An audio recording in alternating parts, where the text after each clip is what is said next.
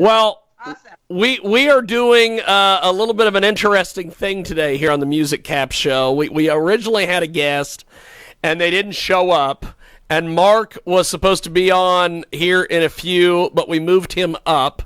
And we have got your incredible, I guess I would call them the talk show tag team champions of the world.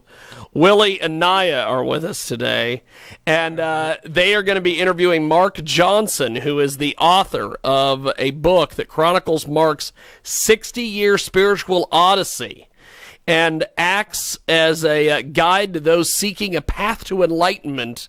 And it is called Life is Play, Live Compassionately, Intuitively, and Spontaneously, and Miracles Will Indeed Happen. And Mark, you are amazing. Tell Naya and Willie here a little bit about your book and how you came to write this. Yes, please do. Okay. This is the only book I didn't write. The other books I wrote because I was thinking and conscious and all that stuff. But I finally evolved to where I did what I was telling everybody else to do, which is if you want to meditate, don't worry about going for a goal. Just stay empty and allow the ocean to go through you. Everybody thinks they're a wave. They're a wave in the ocean, but they're not. They're the entirety of the ocean because you can't separate the wave from the ocean. So, and how many people know they are the entirety of the ocean instead of just being a wave? Not enough, is the way I look at it. Maybe a handful. Anyway, what happened to me is that I realized I was that way, and so I didn't have to write this one. All I did was sit down, and what I tell everybody else to do, sit down and be empty and allow the divine oneness to come through you. And I did it. And that was quite an experience for me because I'd sit there and all of a sudden I'd start typing, and then I'd look down and I'd say, wow, what a great sentence that is. And after 200 pages of that, everybody wanted to read it, and they did, and they carried on about it. I can't take credit for writing that book. It's my great oneness of the inside that's one with everything, as everybody is too. I wish to heck my opening sentence is, why have you all not discovered your own innate divinity? That's how the book starts off. Like, get them in there and punch them in the face right off the bat. That's my motto. Okay, so anyway, that's the story. I really didn't write this, and I didn't because it was just what was being inspired and going through me. Boy, when I got it done and 200 pages worth, wow. So, okay, that's the answer to how that happened, is that it happened from you're hearing from the ocean and not just the wave in that book. Excellent, Mark. So you're telling me that this book pretty much highlights kind of like an instruction of how to actually meditate or how to become one with yourself and open yourself to enlightenment. Does that sound about right? Yeah, that's it exactly. Everybody's, everybody feels like they're a wave on the ocean, and they're trying to get wetter than all the other little waves. I got more money than you, that kind of stuff. Okay, right. Fine. That's a hell of a way to go through life, is all I got to say. And then I'm saying, I hate to break it to you, but you're not just that crappy little wave. You are the entirety of the ocean, so get used to that. And then people say, oh, I'm going to try that, okay, fine. Well, I tried it and I got it, and I want everybody to get it because you already got it. You don't have to do anything. You just sit there and be empty, and synchronicities will start. This is something he didn't point out. Synchronicities is very big in my book. Can you see the book Life as Play? Yes. Yeah. That's what we'll get it. Don't even wait till this is over. Do it right this minute. Get it. There's 200 pages, full color, with the writings of the ocean through a wave. But anyway, I'm trying to convince everybody they're not just waves, and you're not here to get wetter than all the others. And when a big wave comes in like that, you get scared, and then you run around like everybody in the United States right now, going, did you see what they did? Good God. you're the totality of everything. Don't get so excited over a crappy little planet here. I plan on going to Andromeda and not coming back. That's where my life is. Okay. Any other questions? Did that answer your question? Yes. You're divine and get used to it is basically the message. Right. So tell us, when you decided to write this book, what experience did you go through that made you say, you know what, I need to put this in a form for everyone to read it? What did you actually have, like a life experience that motivated you to write this book? Yes, but it wasn't just an experience. There's been hundreds of them, and they're all chronicled in here, and I called them synchronicities. And you know what synchronicity is? It's like when you pluck a guitar string over here and it's a certain size, it'll vibrate because you plucked it. But 10 feet away, if you have nine of the same machines there, it'll start vibrating. It can't be helped. That's the way nature is that all life is energy, and it's at different frequencies, like a rainbow. And even though they're different energies and frequencies, they all come together in a rainbow in a happy way. So you have to learn how to put the rainbow together with, you can do that, your chakras, you know. And so that's the message of the book, that it is when you live compassionately, intuitively, spontaneously, the synchronicities will happen. And the first one was when I was working in New York City. I woke up in the morning at 6 in the morning, shaving, about ready to go to work, and I'm thinking, hey, I don't like my job. I don't like New York. I don't like New Yorkers either. So I'm going to go out to Hawaii, where I've always wanted to be, and eat fruit off the tree and have sex with all the natives. And that's it. So I hung up, called the office and said, I'm out of here. So I went down to the where the boats are to go to Tahiti, and they said, well, sorry, silly, we don't go there, but you got to go to the West Coast. So, okay. 10 minutes later, I hired a taxi to take me out on the big the road that goes down from New York clear to Florida, because I had a friend there and I could make a few little money, and then I'll go across to Western USA.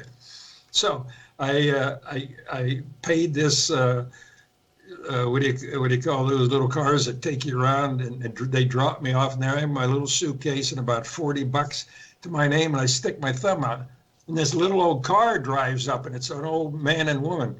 And I was born and raised in central Pennsylvania, and I'm still very much right up against the ocean right now with my thumb out. So they pull up, and we get talking, and they say, I say, where are you from? They said, oh, Phillipsburg, Pennsylvania. And that's where I grew up. Whoa, what a coincidence, we both said. After about 10 minutes, they said, whoa, it was your father that I worked for. He's the greatest man I ever met. We'll take you down there for nothing, and you can have your own motel room, and we'll pay for it, and blah, blah, blah. See what I mean? That's what happens when you really surrender to the divine and to see what it can do for you. It's like, oh, thank you, divine. That's not bad, that one. So I went to Florida, and they paid the way, and they stopped at that psychic center. What's that psychic center? Because I'm very interested in psychic stuff. And spent a weekend there. The little old couple just sat there in their motels while I was in there taking tests. And they tested me for my psychic abilities. And they said, you're the way what you ended up with was so bad that you have to be psychic to be that bad. I said, okay. And they said, but we like your my attitude of being a challenger and ask questions and don't believe a damn thing till you experience it yourself. So they said, here's a list in Florida. Go look them all up while you're down there. So I did, 22 of them. And in the process, I ran into my first spiritual teacher, who was an Advaita Vedantist. I stayed 10 years with them. And then I I started liking, I was doing all the exercises and everything they did for 10 years. But then I decided I liked what the Taoists were doing better. And on the way there, I ran into a Zen Buddhist, what's his name, who died while I was there, ruined everything. But I got 1 year with him. I can't think of his name right now. Oh, by the way, have you explained to them how I can't remember names because I was in an airplane crash? I'm an aviator. And we plowed through a warehouse, 100 miles an hour. I went through the window. My seatbelt broke, and I flew out and smacked into the building again and bounced back about 5 feet with no frontal lobe anymore. That's what the doctor said after I woke up 3 days later. And so they put in a metal plate. So I can't remember names. And every once in a while I can't remember a very common word. So get used to it. And if you know what I'm getting at, holler it out. Okay. So any more questions? So I want to ask you a question. Let's get into your psychic what you call abilities. I know you were saying that you met some people and they were trying to find out more about it as well. So when did you find out that you had this ability? Let us know a little bit more about that side. I had the potential of it all my life because I did unusual things as a child. But actually, the big change was my moving down there and having that synchronicity. Then I saw what was possible.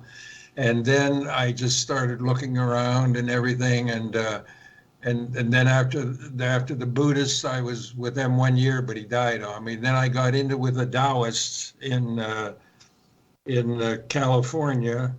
And after 3 years, I decided I'm going to China and learn this stuff directly. So I studied Chinese and went over. And the day we arrived, me and the two other guys that already go there to get to their acupuncture teacher, they took me to him. And the guy come out with a cigarette coming out of his mouth, and he was in his underwear, and he's working on everybody. I thought, oh, God, there's got to be a better one around here. So I went off to a place to get someplace to live, and I said, I'm looking for a Tai Chi person or something, Qigong. They said, oh, there's one just a block away. So I walked over, and bam, there he was. My two friends came with me. They dropped their teacher immediately. We spent about a year there with him, learning, him and his students. Incredible stuff. Yeah, unbelievable. But it's in the book. So I saw one miracle after another, and that man had a photographic memory, and he knows everything about you, and it's embarrassing, especially my life. He knew everything about everybody, and he was very modest. He just sat quietly, and his students would fall out onto the floor and come up and talk from somebody from Andromeda or somewhere. It was weird, but I got used to it. And so that's where I was for 1 year there with them. But I taught them coming back to the United States. We lived in Malibu on a mountaintop overlooking everything about Malibu and, movie stars on each side of us. So he took over and he taught there for 22 years. And I helped write his books in that time. And finally, he kicked me out. Didn't give me any reason, but that's how the Taoists graduate you. They don't say, and when you want to join them, they refuse you 3 times. Did you know that cute little thing? Get ready for it, because I put up with it, and otherwise I wouldn't be where I am knowing him. He kicked me out 3 times when he got to Malibu. He said, oh, look at you, flirting with her when you're supposed to be doing it. You're out of here. So he kicked me out, and then they let me back in about a month. And then a couple of months later, he kicked me out again for another reason, and then back in. So they refuse you 3 times. But the biggie is when they graduate you. I was sent to Florida to teach his students from all around the world. So that was about 25, 30 people. And we were just starting, and we were in a basketball court about to start, and the phone rang underneath the balcony. Or what do you call those where the chairs? It's not called the balcony. What do you call that? Bleachers. Oh, what? Bleachers? Bleachers, yes. Okay. You could say, turn it louder. I can't quite hear you because I have to do that every time to hear you. Okay. We said the bleachers. The bleachers, yes. So there was a phone behind the bleachers, and there was a lady there. She says, I'll get it. So she says, hello. Oh, okay, yes, I'll tell them all. So she hung up with it. And there's 20 of my friends from around the world that have been doing this. I wanted higher level stuff. She said he is kicking Mark out, and he never wants to hear his name mentioned again, and that I'm never supposed to mention his name either. Okay, I just say my teacher. Okay, so that's what happened. And everybody started crying, and I says, no, wait a minute. I said, you don't know how these people work. I said, that's graduation, because I'd been with him for 22 years when he sent me all over the country, New York, and places that started Tai Chi thing. I didn't do anything more crazy than what I usually do, so I knew that was his way of saying, now you're on your own. Let's see what you can do on your own without my constant influence. See what I mean? So he kicked me out, and I haven't seen him since. He's still alive. He's about 92 years old, and I'm about 80. So we're getting along there. Any other questions? It's amazing. Is there like any particular chapter in the book that stick out more than others? Oh, they all stick out. That's the problem. They're all incredible. And that's what the people said who read it. And it's funny too, because life is play. It's a playful book, and but it's profound. And when I get somebody laughing, then I hit them with a profound sentence, and it's like, whoa, And then I laugh and carry on and do stuff, and then the next thing you know, there's a big black line that says this and this and this, and whoa. And that's how everybody seems to respond to it, and it's catching on, and we'll see how that goes. Yes. So and it becomes a big seller around the world. By the way, I won't rest until it's in every motel room in the country. Keep that in mind. Okay. There you go. So. And when it does, I'm going to disappear into a cave somewhere by myself. Because my teacher lived in a cave for many years, and they didn't eat. It's called bigu in Chinese. They don't eat, and they just drink water, and they don't eat, and they stay there in this thing, and it's incredible. Probably is what I'm going to do too. Tell everyone where we can find your book now. Like, where can we find you at? It's easy to find. It's in don't you? Jiggy Jagger, the name of it. It starts with an M. Starts with an M. Yeah, all right. I have it here. Amazon. Amazon. There it is. Well, that's close enough. A and M. That's a damn difference. Anyway, Amazon. You go to Amazon and type in "Life is Play," and it'll come out big, and then you'll see big red stars all over the place, and people saying, "This is the greatest damn book I ever saw in my life," and blah blah blah. You can't miss it. And by the way, it's in 4 different forms. We did a voiceover by an expert voice guy who's pronounced all the Hindu names wrong, all the Taoist names wrong, oh my God, that was funny. Took us weeks and weeks to where he could pronounce, Satchidananda and that kind of stuff. And this guy, now, I met all the great teachers in the world from all my travels, and got to know them all. And so do you have a website or maybe like a email? Yeah, I have that too. And I got my little piece of paper here too, so you got nothing to worry about. It's called Dao Publishing Company, DAO. PUBLISHING.com, Dow Publishing.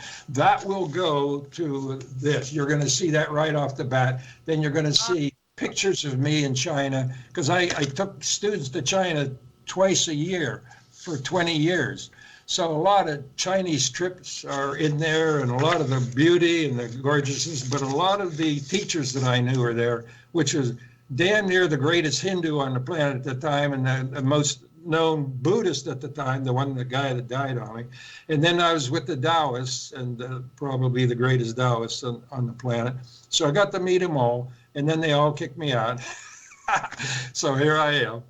And I'm not even here anymore. It's just the inside doing its thing. So is there anything more you'd like to hear from my insides? All right, Mark. Well, we truly appreciate you being here on Music Cap and actually bringing this book to the forefront, so that way people can get enlightened and open themselves up to the ways.